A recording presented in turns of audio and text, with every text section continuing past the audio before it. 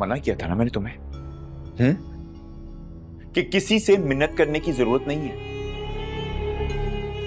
अब पड़ा रहने देती जेल में, मुझे सड़ने देती। कम से कम आते साथ ही जिल्लत तो ना बर्दाश्त करनी पड़ती मुझे। क्या हो गया आपको?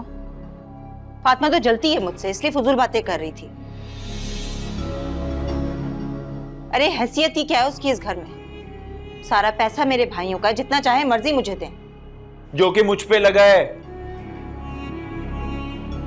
और अपने शौहर की कमाई किसी और पे लगता देख, उसका पूरा हक है कि वो एहतजाज करे, सवाल करे। आई बड़ी शौहर वाली। अरे रईस भाई हैं जिन्होंने सर पे चढ़ा रखा है उससे। जानते हैं क्यों? सिर्फ इसलिए क्योंकि बेटे की माँ है वो, वरना कोई औकात नहीं है उसकी इस घर में।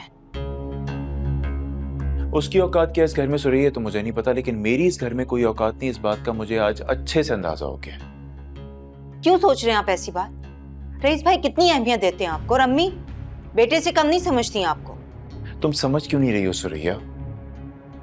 आज फातिमा ने कहा है ना, तो कल को कोई और भी उठ के कह सकता है।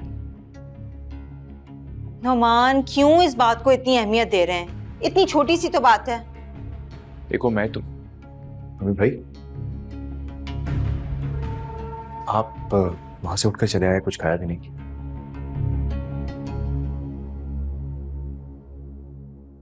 आपकी बीवी की बातों से पेट भर गया हमारा। मैं माफी चाहता हूं, और ये भी शर्मिंदा है, इसके बस मुंह से निकल गया।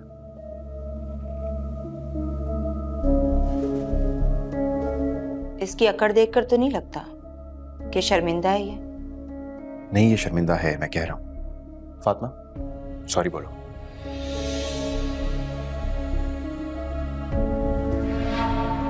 सही से माफी मांगना, मेरा शौहर है।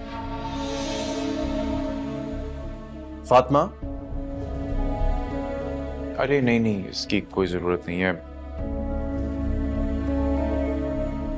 मुझे भाभी से कोई शिकायत नहीं है।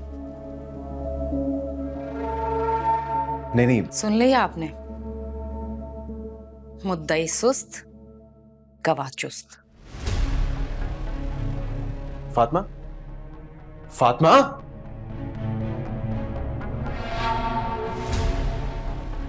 क्या जरूरत थी आपको? मांगने देते ना माफी।